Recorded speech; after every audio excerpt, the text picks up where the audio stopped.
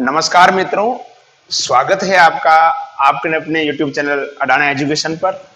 Last lecture में हमने बात की थी जो SN1 और SN2 अभिक्रिया क्या होती है, उसकी क्रियाविधि क्या होती है और कौन से जो आपके एल्किल हैलाइड है वो SN1 ज्यादा देंगे, SN2 ज्यादा देंगे। इसका एक विस्तार से हमने अकॉर्डिंग टू 12th क्लास के हिसाब से हमने अध्ययन किया था। आज हम बात करेंगे जो एल्किल हैलाइड है इनके रासायनिक गुणों के बारे में, और यहाँ पर जो मुख्य अभिक्रिया है उसको अपन डिटेल में देखेंगे। बाकी सामान्य अभिक्रिया जो है उसके बारे में हम चर्चा करेंगे। देखिए, सबसे पहले जो आता है आपका एल्किल साइनाइड का निर्माण। इसका निर्माण, एल्किल साइनाइड का निर्माण। देखिए क्या होता है, ये जो आपको अभिक्रिया दे रखी है RX, इसकी अभिक्रिया करा रहा हूं मैं किसके साथ? पोटेशियम साइनाइड के साथ। किसके साथ करा रहा हूं? पोटेशियम साइनाइड के साथ। ठीक है, अभिक्रिया मैंने लिख दी, इधर मैं आपको क्रियाविधि बताता चलूंगा। यह है एल्किल हैलाइड और यह है पोटेशियम साइनाइड। इसको मैं ऐसे लिख देता हूं, मान लो CH3Cl, और इसकी क्रिया अपन कराएंगे किसके साथ? पोटेशियम साइनाइड के साथ। यहां पर ये जो होता है इसमें एल्कोहल मिला होता है, एल्कोहलिक पोटेशियम साइनाइड होता है कुछ, यानी एल्कोहल की उपस्थिति में कह सकते हैं। तो देखो ये जो टूटेगा, ये टूटेगा किससे? K+ और Cn- में टूटेगा। लेकिन यहां पर ध्यान देना, जो ऋणावेश जो होता है किस पर होता है? वो कार्बन पर होता है। जब ये टूटता है ना, जो ऋणावेश होता है वो किस पर होता है? कार्बन पर होता है। ठीक है, और ये टूटेगा कैसे? टूटेगा CH3+ और Cl- में टूटेगा। कैसे टूटेगा? CH3+ और Cl- में टूटेगा। तो यहां पर ये टूट गया K+, तो अब देखो यहां पर ये दोनों आपस में मिल जाएंगे, K+ और Cl- यानी क्या निकलेगा? KCl। और यहां पर ये CH3 जो है किसके साथ जुड़ जाएगा? साइनाइड के साथ जुड़ जाएगा। किसके साथ जुड़ जाएगा? साइनाइड के साथ। या इसको मैं अगर खोल के लिख देता हूं तो इस तरह से अपन लिख सकते हैं, ये KCl। ठीक है, तो यहां से ये बाहर निकल रहा है इस तरह से। खोल के लिखा मैंने, हालांकि इनके बीच में ये बंद होता नहीं है। ठीक है, ये मैंने इसको क्या कर दिया? खोल के लिख दिया। तो देखो बाहर क्या निकल गया आपका? ये तो क्या बन गया? RCN, और बाहर क्या निकल गया? KCl, या KX कह सकते हैं अपन। बाहर क्या निकल गया? KX। ठीक है, तो इसी प्रकार से अगर अपन यहां अगर अपन बात करते हैं तो ये क्या बन जाएगा आपका? CH3CN, और बाहर क्या निकल गया? KCl। ठीक है, तो इस प्रकार से ये क्या होता है? एल्किल साइनाइड का निर्माण बहुत ही इजी है, सीधा सा है, कुछ भी नहीं है, कोई दिक्कत नहीं है। ठीक है, अगला आता है एल्किल आइसोसाइनाइड का निर्माण।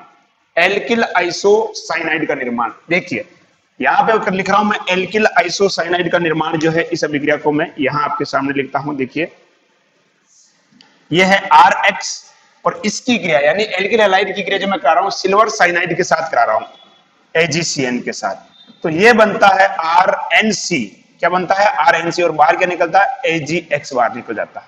या इसको ऐसे लिख देता हूं मैं, CH3Cl प्लस AgCN, और ये बन जाएगा आपके CH3NC प्लस AgCl। तो यहां से एक महत्वपूर्ण प्रश्न, बहुत ही इंपॉर्टेंट क्वेश्चन निकल के आता है, और जो कई बार बोर्ड एग्जाम में भी पूछा जा चुका है। ठीक है, जब एल्किल हैलाइड की क्रिया, ध्यान दीजिएगा, जब एल्किल हैलाइड की क्रिया पोटेशियम साइनाइड के साथ कराई जाती है तो क्या बनता है? एल्किल साइनाइड बनता है। इधर बता देते हैं अपन, जब एल्किल हैलाइड की क्रिया, ये आपका एल्किल हैलाइड है, एल्किल हैलाइड की क्रिया पोटेशियम साइनाइड के साथ कराई जाती है। जब एल्किल हैलाइड की क्रिया पोटेशियम साइनाइड के साथ करवाई जाती है तो किसका निर्माण होता है? एल्किल साइनाइड का निर्माण होता है। जब एल्किल हैलाइड की क्रिया पोटेशियम साइनाइड के साथ करवाई जाती है तो एल्किल साइनाइड का निर्माण होता है। जबकि जब एल्किल हैलाइड की क्रिया सिल्वर साइनाइड के साथ करवाई जाती है ना, एल्किल हैलाइड की क्रिया सिल्वर साइनाइड के साथ कराई जाती है तो एल्किल आइसोसाइनाइड RNC, इससे बन रहा था RCN, यहां बन रहा है RNC। यानी यहां जो जुड़ा हुआ है, यहां इसके साथ जुड़ा हुआ है कार्बन, और यहां इसके साथ जुड़ा हुआ है नाइट्रोजन। तो ये प्रश्न आता है कि जब एल्किल हैलाइड की क्रिया पोटेशियम साइनाइड के साथ करवाते हैं तो एल्किल साइनाइड बनता है, और जब हम क्या करते हैं, एल्किल हैलाइड की क्रिया सिल्वर साइनाइड के साथ करवाते हैं तो एल्किल आइसोसाइनाइड का निर्माण होता है। ऐसा क्यों? ऐसा क्यों? ये ही प्रश्न ज्यादातर पूछा जाता है कि एल्किल हैलाइड की क्रिया पोटेशियम साइनाइड के साथ करवाने पर एल्किल साइनाइड का निर्माण होता है, जबकि एल्किल हैलाइड की क्रिया सिल्वर साइनाइड के साथ करवाने पर किसका निर्माण होता है? एल्किल आइसोसाइनाइड का निर्माण होता है। ऐसा क्यों? तो देखिएगा इसका कारण क्या है। अगर हम बात करते हैं कि जो पोटेशियम साइनाइड जो है, KCN जो है, पोटेशियम साइनाइड क्या होता है, आयनिक प्रकृति का होता है, जिसमें जब इसको तोड़ेंगे तो कार्बन पर क्या आता है, ऋणावेश आ जाता है। पोटेशियम साइनाइड जो होता है ये, ठीक है, ये आयनिक प्रकृति का होता है। इसको तोड़ने पर पोटेशियम पर तो होता है प्लस, और यहाँ कार्बन पर क्या आता है, माइनस आता है। क्या आता है, कार्बन पर माइनस आता है, जिसकी वजह से यहाँ पर आक्रमणकारी विक्रम कौन हो जाता है, कार्बन हो जाता है। कौन हो जाता है, कार्बन। अब आक्रमण कार्बन करेगा तो जाहिर सी बात है जुड़ेगा भी कौन, कार्बन जुड़ेगा। जबकि अगर अपन बात करें सिल्वर साइनाइड की, तो सिल्वर साइनाइड में क्या होता है, देखो AgCN, तो यहां पर जो नाइट्रोजन है इसके पास क्या होते हैं, ये लोन पेयर होते हैं। क्या होते हैं, लोन पेयर, जिसकी वजह से जुड़ कौन जाता है, ये इसके साथ या कार्बन के साथ कौन जुड़ जाता है, नाइट्रोजन जुड़ जाता है। ठीक है, तो सीधी सी भाषा में अपन कहें कि पोटेशियम साइनाइड जो होता है ये आयनिक प्रकृति का होता है, जिसमें कार्बन पर क्या आता है, ऋणावेश आता है, इसलिए आक्रमणकारी विक्रमक कौन होता है, कार्बन होता है। जबकि सिल्वर साइनाइड की अगर हम बात करें तो ये सहसंयोजक प्रकृति का होता है, जिसमें कार्बन पर क्या, सॉरी माफ कीजिएगा, नाइट्रोजन पर क्या होते हैं, लोन पेयर होते हैं। इसलिए यहाँ पर आक्रमणकारी विक्रमक के रूप में कौन काम करता है, नाइट्रोजन काम करता है, जिसके कारण यहाँ पर क्या बनता है, एल्किल आइसोसाइनाइड बनता है, जबकि यहाँ पर एल्किल साइनाइड बनता है। क्लियर, तो ये दो अभिक्रिया हो गई अपनी, बिल्कुल अच्छे से विश्लेषण के साथ हमने इसको देखा। आगे बात करते हैं हम, देखो नेक्स्ट अभिक्रिया को लेकर। अगली जो अपनी अभिक्रिया है वो है एल्कोहल का निर्माण। एल्कोहल का निर्माण कैसे होता है उसको लेकर हम बात करते हैं। देखिए पहली जो अभिक्रिया यहाँ पर लिख रखी है आपकी, ये वाली अभिक्रिया, इसके सामने लिख देता हूं मैं, ये एल्कोहल का निर्माण क्या लिख रखी है, RX प्लस क्या लिख रखा है, KOH। इसको मैं खोल कर देता हूं तो सीधा सा यहां से निकल जाएगा KX, और क्या बन जाएगा, ये ROH। क्या बन जाएगा, ROH। ठीक है, तो ये सीधी से अभिक्रिया यहां आप ले लो, मान लो CH3Cl प्लस KOH, तो यहां से क्या निकल जाएगा, KCl, और क्या बन जाएगा, CH3OH, और बाहर क्या निकल गया, KCl। बाहर क्या निकल जाएगा, KCl। तो इसमें ऐसे कोई ज्यादा विशेष रॉकेट साइंस नहीं है। ठीक है, और इस प्रकार की अभिक्रिया बहुत कम चांस में पूछी जाती है, और आप खुद ही समझ सकते हो इसके अंदर के, देखो ये टूटेगा K प्लस और OH माइनस, और ये टूटेगा R प्लस और X माइनस। तो सीधी सी बात है कि क्या बनेगा इसके अंदर, अपने को कुछ ज्यादा दिमाग लगाने की आवश्यकता नहीं है। अगली जो रिएक्शन है वो भी देखो सीधी सी है, इसमें भी कुछ नहीं है। इसमें भी आप देख सकते हो साफ साफ, यहां से आपको दिखाई दे रहा होगा, ये अगर आप देखो RX सिल्वर वाली, RX प्लस ये है AgOH सिल्वर हाइड्रोक्साइड, तो यहां से क्या निकल जाएगा, ये AgX निकल जाएगा बाहर, तो क्या बनेगा, ये ROH, और बाहर क्या निकल गया, AgX। या इसको आप ऐसे लिख लो CH3Cl, और क्या बन जाएगा आपके, ये AgOH, और क्या निकल जाएगा, बन जाएगा ये CH3OH, और बाहर निकल जाएगा AgCl। ठीक है, अब देखिए यहां पर ये जो आपको हैलाइट दिखाई दे रहा है, अगर अपन बात करें इसके संदर्भ में, तो सबसे पहले जो है अधिक क्रियाशील कौन या ज्यादा अभिक्रिया कौन देगा, तो इसके लिए जो आपका जो कंसेप्ट काम करेगा वो करेगा SN1 और SN2 अभिक्रिया वाला। ठीक है, KOH यानी पोटेशियम हाइड्रोक्साइड की अभिक्रिया अपन ने करवाई थी। ठीक है, और यहां हमने बात की जो प्रथम जो होगा, माफ कीजिएगा, प्राथमिक जो एल्किल हैलाइड होगा वो SN2 को प्राथमिकता देता है, जबकि और जो तृतीयक एल्किल हैलाइड होता है वो SN3 की या SN3 क्रिया विधि से होता है। ठीक है, जो प्राथमिक एल्किल हैलाइड है वो किसके द्वारा होता है, SN2 विधि से होता है, और जो तृतीयक एल्किल हैलाइड है वो किससे होता है, SN1 क्रिया विधि से होता है। तो ये अपन अभिक्रिया करता अपन यूं कह सकते हैं। तो ये अपन ने बात की थी। तो यहाँ पे भी अगर अपन KOH की बात कर रहे हैं तो यहाँ पर जो प्राथमिकता जो होगी वो किसकी होगी, तृतीयक की होगी। ये कैसे क्या होगा, आप आई बटन पर क्लिक करके देख सकते हैं। पिछला जो वीडियो है SN1 और SN2 अभिक्रिया में, वहां पर मैंने विस्तार से बिल्कुल डीपली तरीके से, बिल्कुल इजी लैंग्वेज में, इजी मेथड से मैंने वहां पर इसको करवाया है। ठीक है, चलिए आगे अपन चलते हैं। अगली जो अपनी अभिक्रिया आती है वो देखिए आप।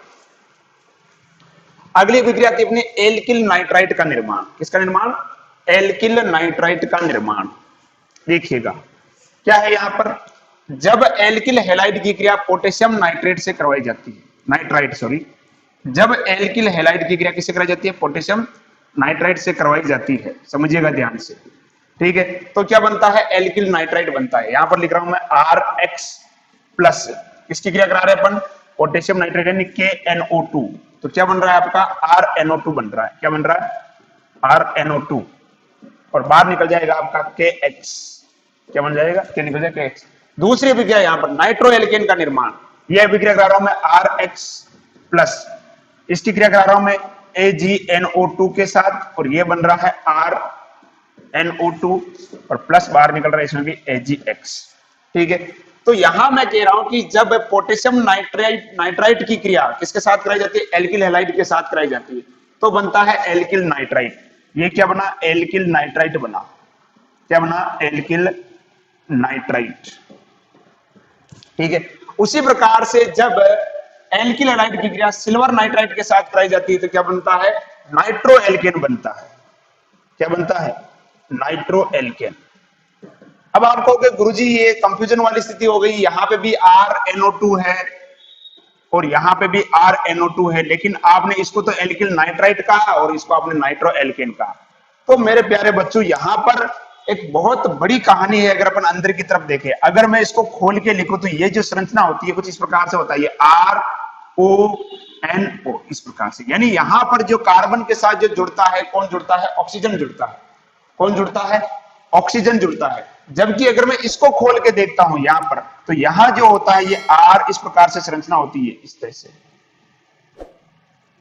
यहां जो नाइट्रोजन के साथ जुड़ता है वो कौन जुड़ता है, यहां नाइट्रोजन के साथ जुड़ता है कौन, ऑक्सीजन जुड़ता है। कौन जुड़ता है, सॉरी, कार्बन के साथ जो कौन जुड़ता है, नाइट्रोजन जुड़ता है। कार्बन के साथ जो है कौन जुड़ता है, नाइट्रोजन जुड़ता है।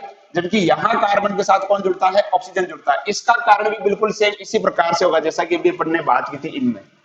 इनमें जो हमने बात की थी वही कारण यहां पर लागू होगा। ठीक है, तो समझ में आ गया कि एल्किल नाइट्राइट और नाइट्रो एल्किन क्यों कहेंगे। यहां पर इसकी संरचना इस प्रकार से, कार्बन के साथ ऑक्सीजन जुड़ता है, जबकि कार्बन के साथ यहां पर कौन जुड़ता है, नाइट्रोजन जुड़ता है। क्लियर। चलिए आगे बढ़ते हैं, अगला आता है ईथर का निर्माण, है ना, इसको मिटा दें।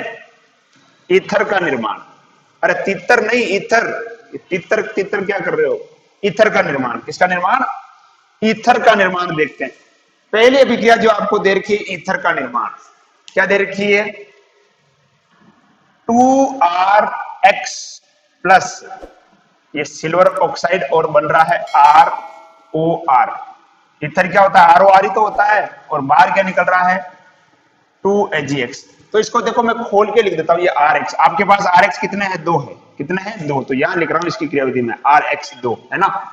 ये RX प्लस क्या है आपके पास, सिल्वर ऑक्साइड, क्या हो जाएगा, AgOAg। ये उस प्रकार से होता है। Ag2 हो गया ना, 2 सिल्वर और 1 ऑक्सीजन। और क्या है, RX आपके पास 2 थे तो और लिख दो इधर, X और R, है ना। तो देखो यहां से क्या निकलेगा यार, यहां से देखो ये निकलेगा AgX। क्या निकलेगा, AgX। और इधर से भी क्या निकल जाएगा, AgX। क्या निकल जाएगा, AgX। अब बचा क्या बताओ, एक तो बचा R, क्या बचा, ये R। ठीक है, फिर क्या बचा इधर, O यानी ऑक्सीजन, और फिर क्या बचा, ये R।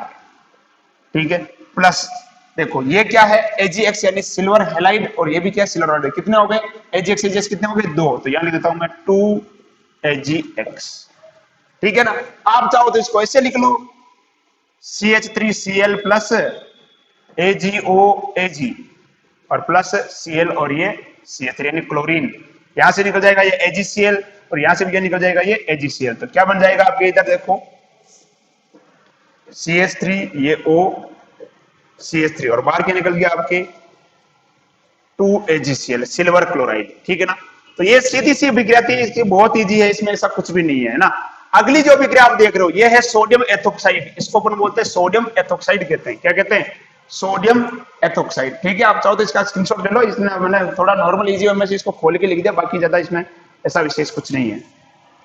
ठीक है, चलो बहुत बढ़िया, आगे बात करते हैं हम।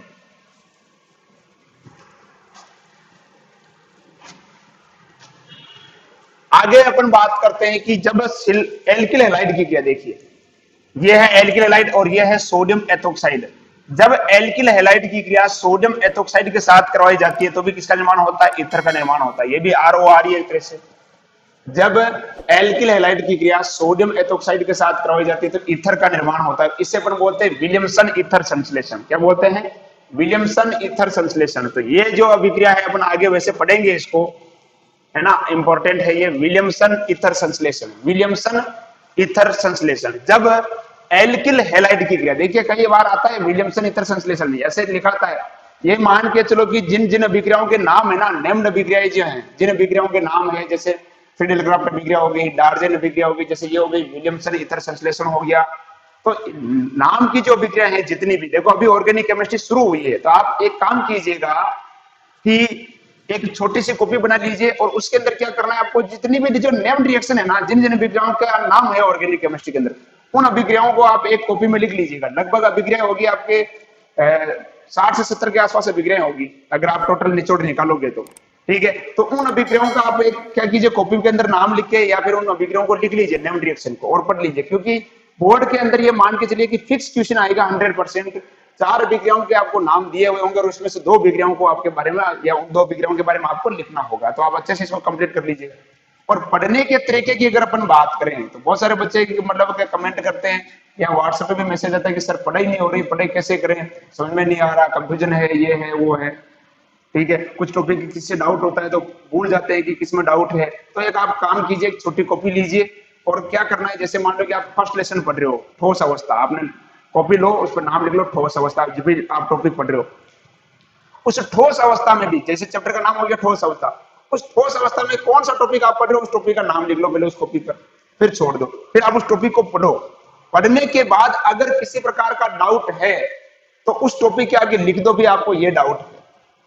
ठीक है, अगर किसी प्रकार का डाउट नहीं है तो क्या करो, उसके आगे लिख लो ऑल क्लियर, भाई ये टॉपिक मेरा कंप्लीट है, इसमें मुझे कुछ भी करने की आवश्यकता नहीं है।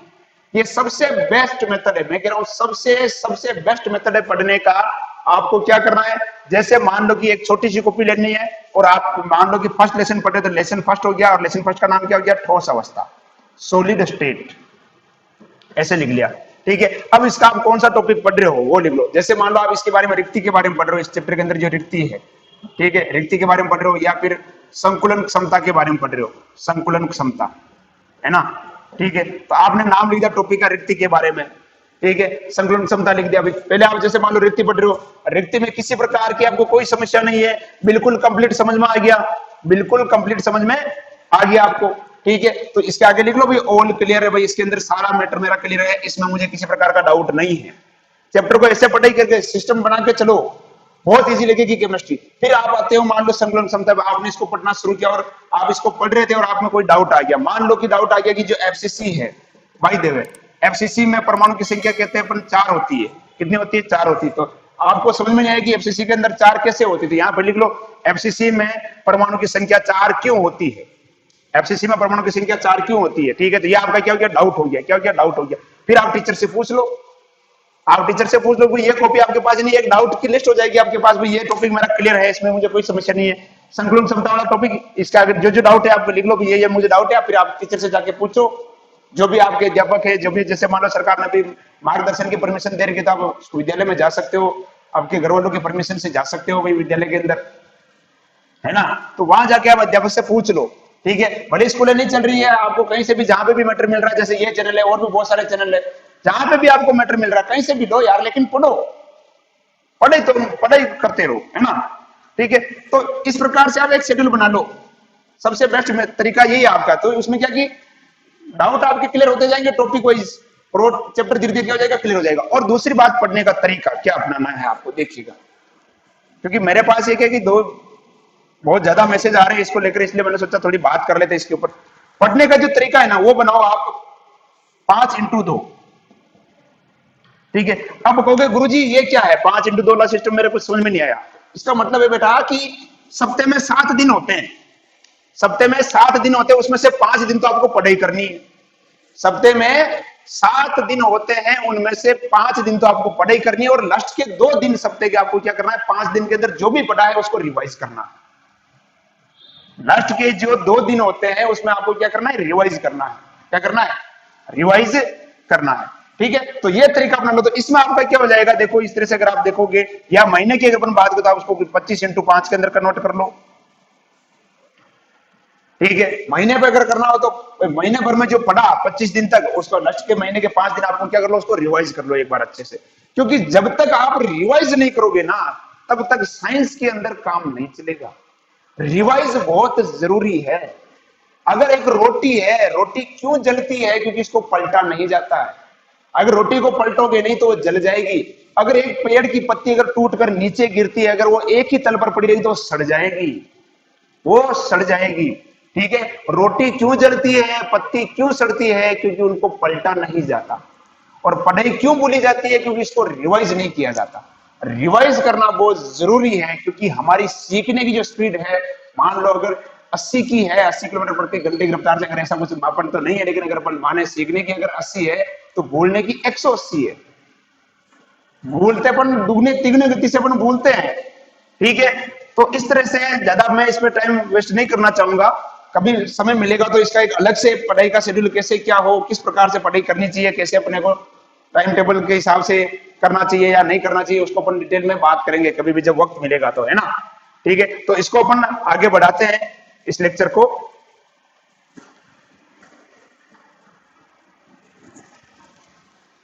अगली जो अभिक्रिया है वो है थायो ईथर का निर्माण। किसका निर्माण?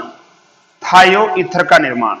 देखो, जब भी थायो आ जाता है, थायो का मतलब क्या होता है कि सल्फर जो होता है, अगर हो साथ में तो अपन उसको क्या बोल देते हैं? थायो बोल देते हैं। तो देखिएगा यहां पर अपन क्या कर रहे हैं, एल्किल हैलाइड की क्रिया किसके साथ करा रहे हैं? सोडियम सल्फाइड के साथ करवाते हैं। जब एल्किल हैलाइड क्रिया किसके साथ कराते हैं? सोडियम सल्फाइड के साथ। जब एल्किल हैलाइड की क्रिया किसके साथ कराते हैं? सोडियम सल्फाइड के साथ कराते हैं, तो क्या बनता है? थायो ईथर का निर्माण। यानी जब ऑक्सीजन की जगह पे क्या आ जाता है? सल्फर आ जाता है, तो अपन क्या बोलते हैं? थायो ईथर का निर्माण। बिल्कुल सीधा सा है। अगर इसको अपन समझना चाहे तो अपन इसको यहां समझ सकते हैं। जगह कहां मिल जाएगी अपने को? यहां चलो देख लेता है, विक्रिया के बीच में मैं बता दूंगा। ठीक है, क्या है आपके पास? RX प्लस क्या है? सोडियम सल्फाइड, तो इसको लिख देता हूं मैं NaSNA प्लस क्या है आपके पास? RX कितने? 2 है ना, तो ये X और ये क्या हो गया? R हो गया। ठीक है, तो अब देखो यहां पर क्या होगा, यहां से बाहर क्या निकल रहा है? NaX, ये निकल गया इधर से, और इसी प्रकार से इधर से क्या निकल गया? ये NaX निकल गया। अब क्या बचा? देखो RSR, ये बचा ना, तो ये क्या हो जाएगा? RSR। तो ये इस प्रकार से ये विक्रिया होती है। सोडियम सल्फाइड की क्रिया जो है किसके साथ कराएंगे अपन? एल्किल हैलाइड के साथ करवाएंगे, तो क्या बनेगा? थायो ईथर बनेगा। क्या बनेगा? थायो ईथर। क्या बन जाएगा? थायो ईथर का निर्माण हो जाएगा। चलिए आगे देखते हैं। आगे अगर अपन बात करते हैं, ये है एल्किल हैलाइड, इसकी क्रिया अपन कराते हैं सोडियम मर्केप्टाइड। इसको बोलते हैं सोडियम मर्केप्टाइड बोलते हैं। क्या बोलते हैं? सोडियम मर्केप्टाइड। तो यहां से क्या होगा? देखो ये निकल जाएगा सीधा सा सोडियम मर्केप्टाइड। इसको क्या बोलते हैं अपन? सोडियम मर्केप्टाइड। जब एल्किल हैलाइड की क्रिया किसके साथ कराई जाती है? सोडियम मर्केप्टाइड के साथ। तो यहां से निकल जाएगा, देखो ये सीधा, इसको मैं रेड मार्कर से बना देता हूं। यहां से ये निकल जाएगा, ये देखिएगा, ये सीधा यहां से क्या निकल जाएगा? NaX बार निकल जाएगा। क्या निकल जाएगा? NX बार निकल जाएगा। तो इधर क्या बचा? RSC2H5। ठीक है, RSC2H और बाहर क्या निकल गया? NX। अगला आता है एल्केन थायोल का निर्माण। किसका निर्माण? एल्केन थायोल का निर्माण। देखिए यहां पर जो है अपन एल्केन थायोल की अगर अपन बात करें तो अपन क्या करते हैं? पोटेशियम या सोडियम हाइड्रोजन सल्फाइड के साथ कराते हैं। किसके साथ कराते हैं? एल्किल हैलाइड की क्रिया सोडियम या पोटेशियम हाइड्रोजन सल्फाइड के साथ कराई जाती है, तो किसका निर्माण होता है? एल्केन थायोल का निर्माण होता है। ठीक है, यहां से भी क्या निकल जाएगा? बाहर, ये बाहर निकल जाएगा इस तरह से सीधा सा। अगला आता है एस्टर का निर्माण। देखिए इसको ध्यान से समझिएगा, एस्टर के निर्माण को। ठीक है, एस्टर के निर्माण की अगर मैं बात करता हूं, यहां से देखिए इसको, यहां मैं इसको लिख देता हूं। दिख रहा है क्या? ये कटेगा तो नहीं? दिख जाएगा? चलो ठीक है, कराते हैं इसको।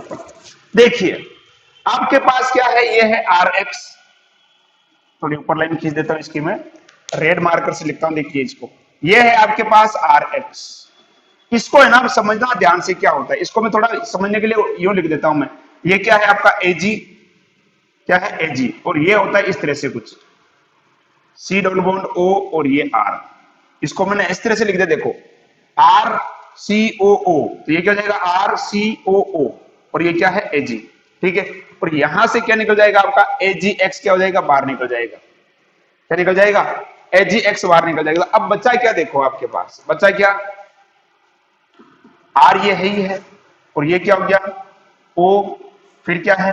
C डबल बॉन्ड O और ये क्या है? R। तो हो गया ना, देखो ये RCOOR है ना, RCOOR। देखिए ये होता है एस्टर, और बाहर क्या निकल रहा था? यहां से AgX, ये आ गया बाहर AgX। क्लियर? कंप्लीट। तो ये हो गया आपके थायो ईथर का निर्माण, एल्केन थायोल का निर्माण, एस्टर का निर्माण। अगला आता है एमीन का निर्माण। इसके अंदर देखिए तीनों प्रकार की एमीन बन रही है।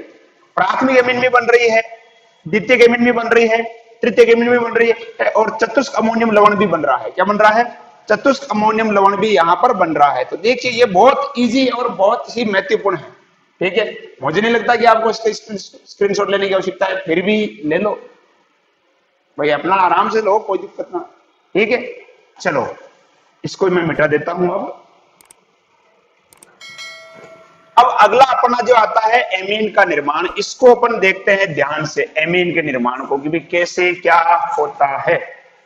देखिए सबसे पहले यहां पर मैंने पूरी अभिक्रिया व्यावसायिक पहले लिख ली थी, वो मेरी गलती मान सकता हूं मैं। ठीक है, इसको वैसे मुझे क्योंकि वापस समझानी पड़ेगी पूरी को। देखिए मैंने सोचा कि टाइम बच जाएगा इसलिए मैंने पहले लिख दी थी उसको। CH3Cl, इसकी क्रिया अपन करा रहे हैं किसके साथ? अमोनिया के साथ करा रहे हैं। ठीक है, यह है मेथिल क्लोराइड और इसकी क्रिया किसके साथ करा रहे हैं? अमोनिया के साथ। यहां से एक हाइड्रोजन और यहां से एक क्लोरीन निकल जाएगा। तो यहां से हाइड्रोजन निकला तो ये कितना बचा? NH2। क्या बचेगा? NH2। और यहां से क्या निकल गया? क्लोरीन। तो ये क्या हो जाएगा? CH3 और ये क्या हो जाएगा? NH2। बाहर क्या निकल गया? रे HCl। क्या निकल गया? HCl। अब क्या होगा देखो, यहां पर ये नाइट्रोजन एक कार्बन के साथ जुड़ रहा है, जिसे अपन बोलेंगे 1 डिग्री एमीन या प्राथमिक एमीन। क्या बोलेंगे? 1 डिग्री या प्राथमिक एमीन। ठीक है, अब देखिए इसको अगर अपन क्या ले ले? अधिक में ले ले, अधिक मात्रा में ले ले। किसको?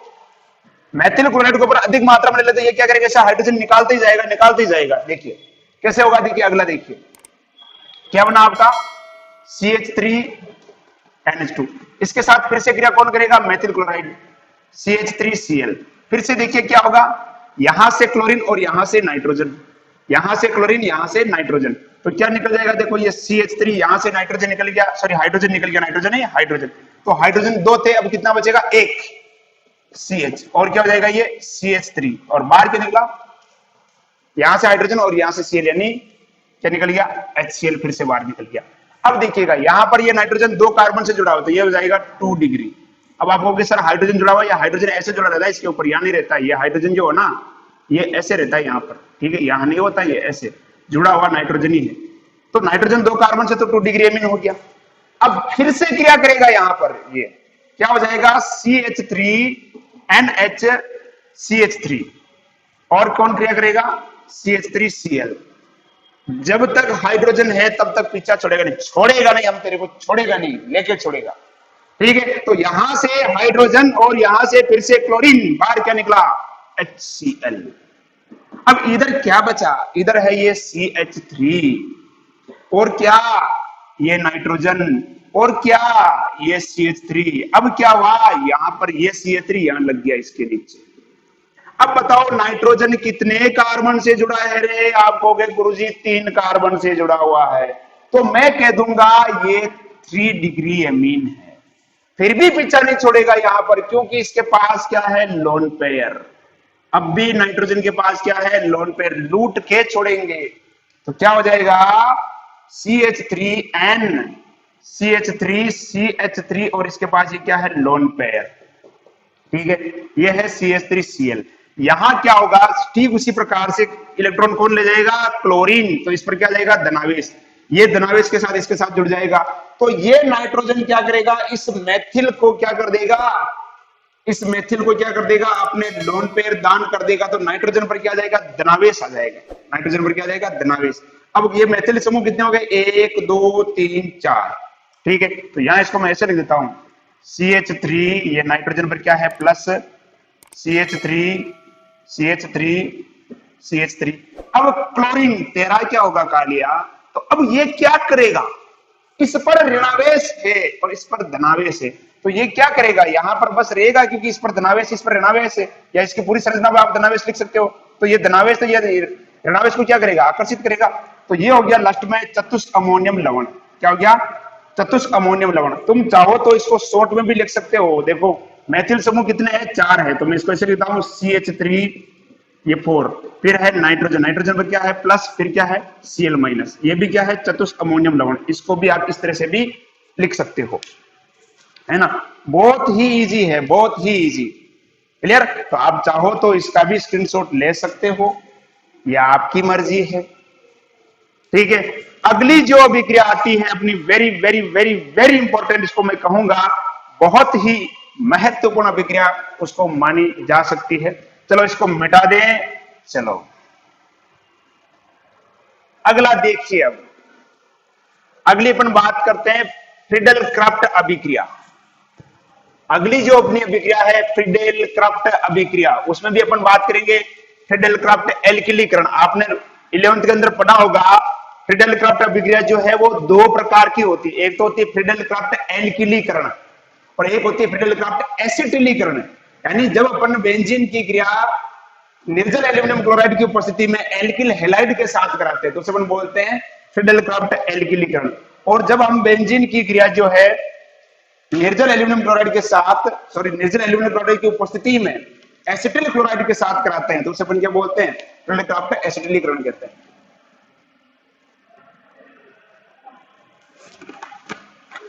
देखिए जो फ्रीडल क्राफ्ट अभिक्रिया होती है, फ्रीडल क्राफ्ट अभिक्रिया यहां लिख देता हूं मैं, कौन सी अभिक्रिया, फ्रीडल क्राफ्ट अभिक्रिया। जहां से क्लोरीन निकलेगा वहां से वो बेंजीन पे जुड़ेगा, बस ये ध्यान रखना आपको। शॉर्ट में लिख सकते हैं इसको FCR, क्या लिख देते हैं FCR। देखिए फ्रीडल क्राफ्ट अभिक्रिया जो होती है दो प्रकार की होती है। एक तो होती है फ्रीडल क्राफ्ट एल्किलीकरण, कौन सी होती है, फ्रीडल क्राफ्ट एल्किलीकरण। और एक होती है फ्रीडल क्राफ्ट एसिटिलीकरण, कौन सी होती है, एसिटिलीकरण। इसमें क्या होगा, जब बेंजीन पर किसका योग होगा, RX का योग होगा, यानी एल्किल हैलाइड का योग होगा। किसका योग होगा, एल्किल हैलाइड का योग होगा। और जब बेंजीन पर एसिटिल क्लोराइड यानी RCOCl, इसको बोलते हैं अपन एसिटिल क्लोराइड, ठीक है, इसे अपन बोलेंगे फ्रीडल क्राफ्ट एसिटिलीकरण, या यूं कह सकते हैं एसिटिल समूह। एसिटिल समूह का जब योग होगा, COX का योग होगा, तो उसे अपन क्या बोलेंगे, फ्रीडल क्राफ्ट एसिटिलीकरण कहेंगे। और जब किसका योग होगा, RX का योग होगा, यानी RX जब अभिक्रिया करेगा तो उसे अपन क्या बोलेंगे, फ्रीडल क्राफ्ट एल्किलीकरण। तो यहां हम बात करने वाले फ्रीडल क्राफ्ट एल्किलीकरण, यानी जब बेंजीन के साथ RX क्रिया करेगा और जब बेंजीन के साथ अगर RCOX क्रिया करता है तो उसे अपन क्या बोलते हैं, एसिटिलीकरण कहते हैं, ठीक है। तो यहां हम इसके बारे में बात कर रहे हैं। तो आइए बात करते हैं अपन फ्रीडल क्राफ्ट एल्किलीकरण अभिक्रिया क्या होती है, इसको पूरा समझाएंगे अपन, क्योंकि आपकी क्रियाविधि आपके अंदर कोर्स के अंदर दे रखी है। तो देखिएगा यहां पर सबसे पहले अपने को बनाना है बेंजीन।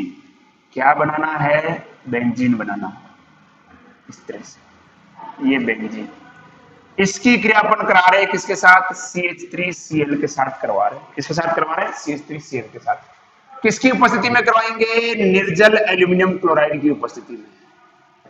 निर्जल एल्यूमिनियम क्लोराइड की उपस्थिति यानी AlCl3 की उपस्थिति में कराएंगे। तो क्या बनेगा, ये जो CH3 है यहां जाके जुड़ जाएगा इस जगह पे। समझना ध्यान से इसको, बहुत सीधे से। उदाहरण बहुत सारे दे रखे, मैं नहीं करा रहा हूं आपको इतना। और बाहर क्या निकल जाएगा, HCl निकल जाएगा। ये होती है फ्रीडल क्राफ्ट अभिक्रिया। क्या है, फ्रीडल क्राफ्ट अभिक्रिया। अब अपने को समझना है इसकी क्रिया विधि के बारे में भी, कैसे होता है। ये टोलुइन वगैरह बन गए जो भी है, जो ठीक है। इस बेंजीन की थोड़ी डिजाइन सीधी बना देते हैं अपन, थोड़ा सा ये पिचक गया है, कोई दिक्कत नहीं है, ये लो, ठीक है। अब अपन बात करते हैं इसकी क्रिया विधि को लेकर। इसकी क्रिया विधि ध्यान से समझिएगा। क्रिया विधि क्या होता है इसके अंदर देखिएगा, ठीक है। अब यहां अगर मैं आपसे पूछूं कि ये जो निर्जल एल्यूमिनियम क्लोराइड है ये क्या है, आप कहोगे सर ये उत्प्रेरक है। ये क्या है, उत्प्रेरक, ठीक है। तो जो अभिक्रिया जो शुरू होगी देखिएगा, सबसे पहले क्या होगा, CH3Cl प्लस ये क्रिया करता है AlCl3 से। तो यहां से क्या होता है, क्लोरीन यहां से इलेक्ट्रॉन लेकर इसके साथ जुड़ जाता है। तो इस पर कार्बन पर क्या जाएगा, धनावेश आ जाएगा। क्या जाएगा, कार्बन पर धनावेश। तो CH3 प्लस यानी क्या बन गया, कार्बोधनाइन। क्या बन गया, कार्बोधनाइन। और बाहर क्या निकल गया, AlCl4 माइनस, Cl4 माइनस, ये बाहर निकल गया क्योंकि क्लोरीन इसके साथ जुड़ गया, ठीक है। अब कार्बन पर क्या आ गया, धनावेश। अब ये कार्बन छटपटाएगा, ये छटपटाएगा कि इलेक्ट्रॉन चाहिए मेरे को, इलेक्ट्रॉन चाहिए। अब देखना ध्यान से इधर, अब क्रियाविधि को समझना, सीक्वेंस को ध्यान से समझना क्या होता है। ठीक है, इसको मैं बना रहा हूं इस तरह से, ये बंद है, ये बंद है, ये बंद है। यहां पर क्या होगा अपन जानते हैं, ये क्या है C6H6, यानी प्रत्येक कार्बन पर एक एक हाइड्रोजन तो है। ठीक है, इसका मतलब यहां पे भी क्या है, हाइड्रोजन है, इसके यहां पर भी क्या है, हाइड्रोजन है। अब ये जो है ना कार्बोनाइन CH3+, क्योंकि अपन जानते हैं ये है पाइबंद, और पाइबंद एक दुर्बल बंध होता है, पाइबंद एक दुर्बल बंध होता है, तो ये क्या करेगा, इधर अटैक करेगा इलेक्ट्रॉन लेने के लिए इस कार्बन के ऊपर, इस पर अटैक करेगा। तो क्या बनेगा देखो, यहां से ये इलेक्ट्रॉन किसको मिल जाएंगे, इसको मिल जाएंगे, ये बंद टूट गया, पाइबंद टूट गया। तो अब क्या होगा देखो, समझना रहे ध्यान से बहुत तरीके से इसको। तो यहां से बंद टूट गया, यानी ये इलेक्ट्रॉन जो है इधर ट्रांसफर हो गए, तो इस कार्बन पर तो क्या आ गया, धनावेश आ गया। ठीक है, इधर ये कौन जुड़ा हुआ है, हाइड्रोजन जुड़ा हुआ है ये, और इधर कौन जुड़ गया, CH3 जुड़ गया। कौन जुड़ गया, CH3 जुड़ गया। ठीक है, क्लियर। अब यहां पर क्या है देखो, इस जगह पे ये बंद है और एक बंद यहां पर है। तो आपने 11th में अगर पढ़ा होगा कि एकांतर क्रम में यदि धनावेश और पाइबंद हो, एकांतर क्रम में देखो, एक छोड़ के एक, एकांतर क्रम में यदि धनावेश और पाइबंद हो तो उनके बीच में क्या होता है, अनुनाद होता है। क्या होता है, अनुनाद, यानी रेजोनेंस होता है। तो यहां पे भी क्या होगा, अब अनुनाद होगा, यहां पे भी क्या होगा, अब अनुनाद होगा। ठीक है, तो अनुनाद कैसे होगा वो हम बना के देखते हैं, देखिएगा। अब यहां अनुनाद कैसे होता है समझिएगा ध्यान से, बहुत ही ध्यान से। ठीक है, ये है आपके पास,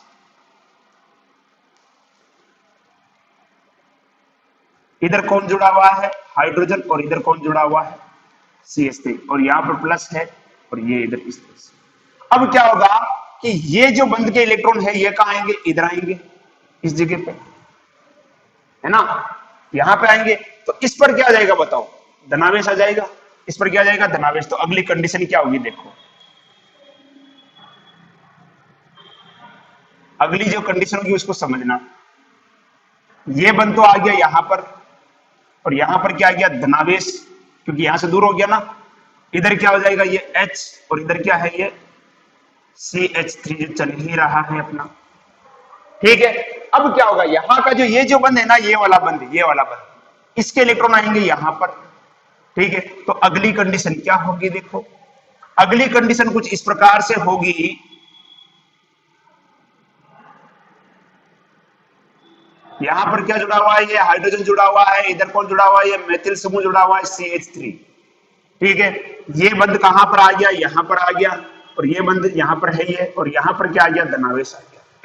यहां पर क्या आ गया, धनावेश। अब हाइड्रोजन के साथ होगा धोखा, हाइड्रोजन के साथ होगा धोखा, इस हाइड्रोजन को यहां पर इलेक्ट्रॉन देने पड़ेंगे, और ये हाइड्रोजन H+ के रूप में क्या हो जाएगा, बाहर निकल जाएगा। किस रूप में बाहर निकल जाएगा, H+ के रूप में बाहर निकल जाएगा। और क्या होगा, और क्या होगा रे, यहां पर ये बंद आ गया, इस जगह पे ये बंद बन गया, यहाँ पे ये बंद है ये, यहाँ पे ये बंद है ये, और ऊपर क्या हो गया, CH3, और बाहर क्या निकल गया, ये H+। ठीक है, तो ये हो गई इसके अंदर अनुनादी संरचना। क्या हो गई, अनुनादी संरचना हो गई। ये इस तरह से इसके अंदर क्या होता है, अनुनाद होता है, जिसकी वजह से ये क्या हो जाता है, स्थायी हो जाता है। क्या हो जाता है, स्थायी। अब गुरुजी ये H+ कहां जाएगा, देखिए ये H+ जाएगा इसके पास, किसके पास जाएगा, इसके पास। क्या है ये, AlCl4- और क्या है, H+। तो यहां से क्या बनेगा, AlCl3+, बाहर क्या निकल गया, HCl। जैसा कि देख सकते हो आप, ये निकला था, ये आ गया, और ये HCl आ गया, और ये जैसा था वैसा का वैसे ही बाहर आ गया। एल्यूमिनियम क्लोराइड जैसे अभिक्रिया में भाग ले रहा था, पूरी अभिक्रिया में घूम घुमा के बाहर आ गया। तो ये क्या है, ये उत्प्रेरक है, जो अपनी संरचना में कोई परिवर्तन नहीं करता है, अभिक्रिया को करवा देता है, बढ़ा देता है या घटा देता है, लेकिन स्वयं की संरचना में परिवर्तन नहीं करता है। जैसा था वैसा का वैसा बाहर आ गया। क्लियर। तो ये हो गई फ्रीडल क्राफ्ट अभिक्रिया। क्या हो गई, फ्रीडल क्राफ्ट अभिक्रिया। ठीक है, बहुत ही इजी है, क्रियाविधि भी बहुत इजी है, और बहुत ही मजेदार भी है, बहुत ही क्या है, मजेदार भी है। ठीक है, अब अपन बात करते हैं कि गुरुजी यहां पर आपने ये CH3 सेल लिया, यहां पर ज्यादा क्रियाशील कौन होगा, अगर आपको अगर मान लो दे दिया जाए CH3 CH3 CH3 Cl। ठीक है, ये CH3 ये इधर लिख देता हूं मैं, बंजारे CH और ये CH3। अगला CH3 CH2 Cl और CH3 Cl। गुरुजी ये तो हो गया 3 डिग्री, ये हो गया 2 डिग्री, ये हो गया 1 डिग्री, ये हो गया 0 डिग्री। सबसे पहले फ्रीडल क्राफ्ट अभिक्रिया कौन देगा? सबसे पहले लगाओ दिमाग एक बार, सबसे पहले कौन दे सकता है? सबसे पहले इसमें देखते हैं अपन, सबसे पहले धनायन कहां बनेगा या सबसे ज्यादा किसका धनायन स्थायी होगा? कौन दे सकता है सबसे पहले अभिक्रिया? सबसे पहले कौन सा बंध टूटेगा बताओ? सबसे पहले कौन सा बंध टूटेगा?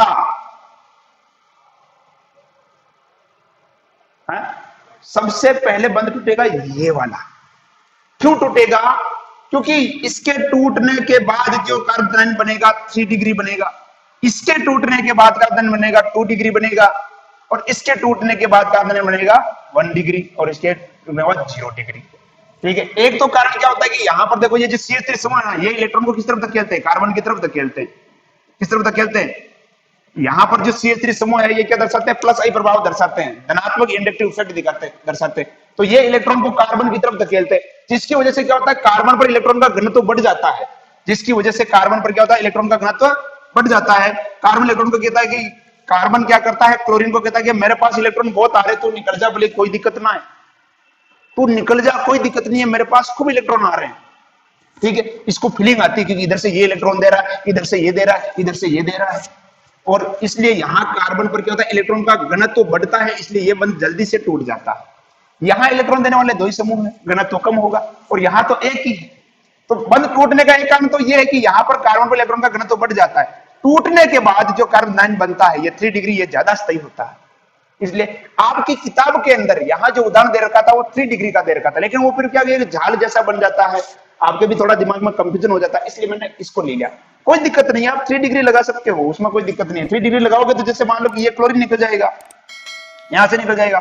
जिस कार्बन से क्लोरीन हटता है उस कार्बन को बेंजीन पे जोड़ना है। जिस कार्बन से क्लोरीन हटता है उस कार्बन को क्या करना है? बेंजीन पर टिकाना है। बस यही है फ्रीडल क्राफ्ट अभिक्रिया। जिस कार्बन से हेलोजन या क्लोरीन हटेगा उस कार्बन को बेंजीन पे चिपका दो, फ्रीडल क्राफ्ट अभिक्रिया है। किसकी उपस्थिति में होगी? निर्जल एल्यूमिनियम क्लोराइड की उपस्थिति में।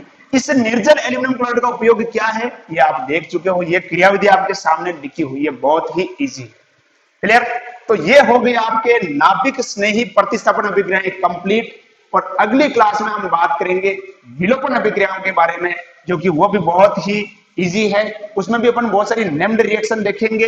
ये जो नेम्ड रिएक्शन आपकी अगर अपन बात करें, जो नाम की रिएक्शन कौन कौन सी आ चुकी मैं बता देता हूं। एक तो अपन बात कर चुके डार्जन अभिक्रिया के बारे में, एक अपन बात कर चुके हैं ये फ्रीडल क्राफ्ट अभिक्रिया हो गई, एक अपन बात कर चुके हैं स्वार्ट्ज अभिक्रिया के बारे में, और एक अपन बात कर चुके हैं फिंकलस्टीन अभिक्रिया के बारे में। यानी कौन कौन सी होगी देखिए, डार्जन अभिक्रिया हो गई एक तो, एक हो गई आपके फिंकलस्टीन अभिक्रिया हो गई, एक हो गई स्वार्ट्ज अभिक्रिया हो गई, और ये हो गई फ्रीडल क्राफ्ट अभिक्रिया। यानी अब तक 4 नेम्ड रिएक्शन हम पढ़ चुके हैं, और अच्छे से इन चारों नेम्ड रिएक्शन को एक अलग से कॉपी बना के आप उतार लीजिएगा, और बहुत ही महत्वपूर्ण है, पूछी जाती है।